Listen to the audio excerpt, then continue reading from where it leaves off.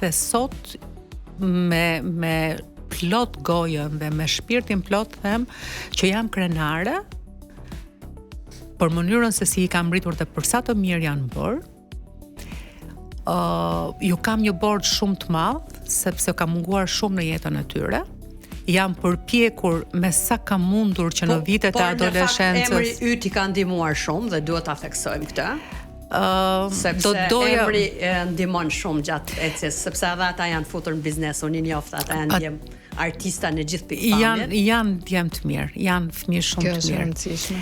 Kurse Sara ka një tjetër dimension në zemrën time e para, se jo vetëm që është vajza si me motre, pra unë jam tezja, por dukeni sikur jeni motra, Mbesa juaj e preferuar ndoshta? Dëgjoj, mbesat nuk kanë preferencë. Ashtu nuk e di. Por Sara ka një botë të jashtëzakonshme, aty ku duket që është shumë e fortë, aty është fragjile dhe të bëra pyetje për Sarën sepse unë ndjek në gjithë daljet e saj televizive në muzikë, suportoj është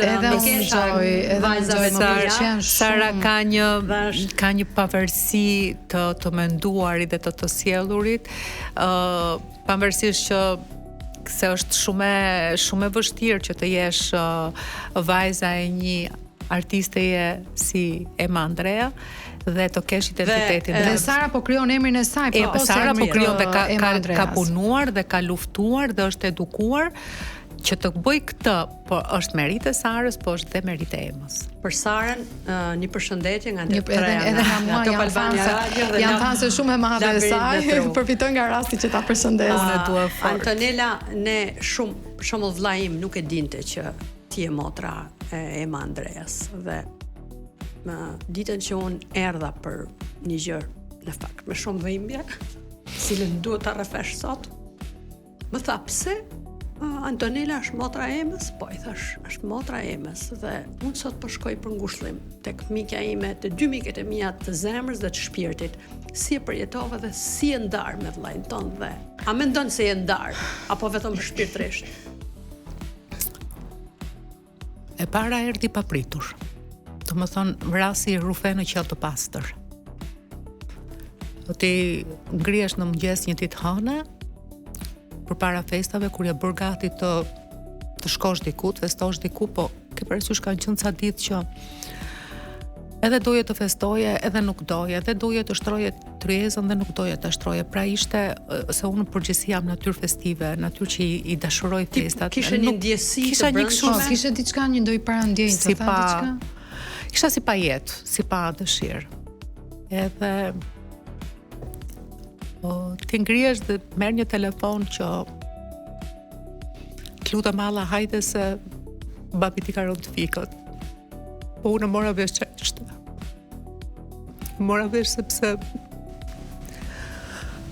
unë kam patur më marrë mjeke dhe ta gjëra I di, por pata dhe një kështu se më ftoft trupi. Unë gjita lartë, fëmijët ishin zgjuar, se I kishin lajmëruar, dhe më thonë, mam, prit njëherë, çfarë ke që u panikose, se mbaza nuk është kjo që mendon ti.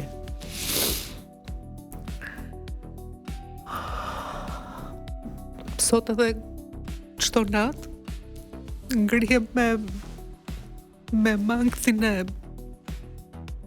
zërit tim që u lërinte, sepse e kuptova kur vajta. Vazhdoj të dëgjoj zërin tim që bërtiste. Vazhdoj të kujtoj fytyrën e Emës që ishte bër akull.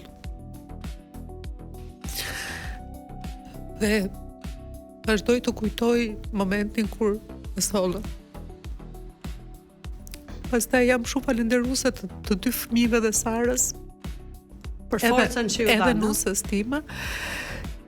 Vetëm për forcën, po për mënyrën se si e menaxhuan gjithë situatën, edhe dhimbjen e tyre, të cilën e kanë akoma brenda dhe zor se e kanë mundur ta menaxhojnë, por për respektin, për kujdesin, u kujdesën për të gjithë njerëzit, për të gjithë detajet, për gjithçka që të mos na shtonin neve dhe një dhimbje tjetër dhe një lodhje tjetër. Mikja ime, më the kam veshur rrobat e tij. Si e kujton tani që mos ta kujtosh vetëm momentin dramatik? Ne koha në të cilën bëhet kjo bisedë është një çik e shkurtër, po ndoshta kur të rim të një herë më gjatë. Prandaj dhe thash që ne kemi një muaj që të themi kur do vish, por më në fund të finalizuam, sepse donim edhe impresionet e tua të momentit fundit. Të them dy gjëra.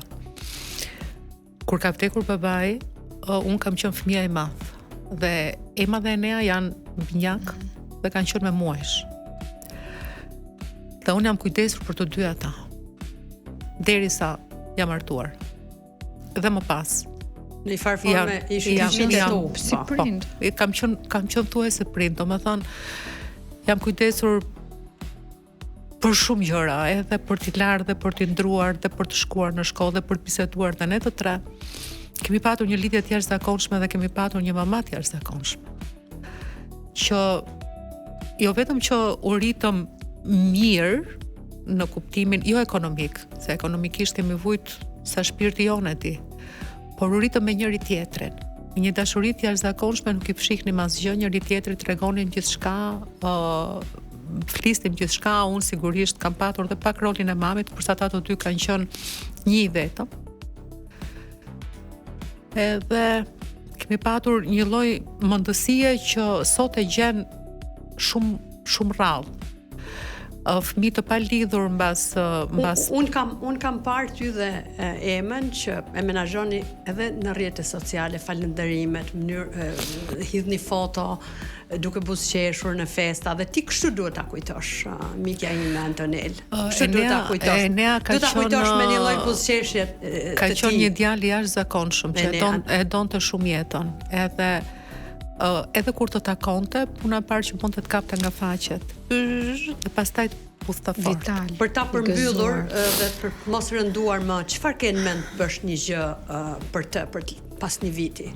Pasi të jetë qetësuar dhe imbja. Ne po mendojmë në fakt sepse Enea ka lënë edhe shumë intervista, përveç se kujtimeve pafund, miqësi të madhe, shok, shkrime ditar, besoj. Shkrime dashuri të pamat, se nuk di t'ju them se sa i gjërë ishte, po mendojmë që të mos e kujtojmë me atë thjeshtësinë që kujtohen zakonisht njerëzit, po të bëjmë diçka që t'jetë më afër, domethënë ta kemi atje në mes. Do ta kujtojmë gjithmonë si një njerëz të qeshur, si një njerëz të bukur, ashtu siç është familja juaj. Ndaj i përjetshëm qoftë kujtimi i tij.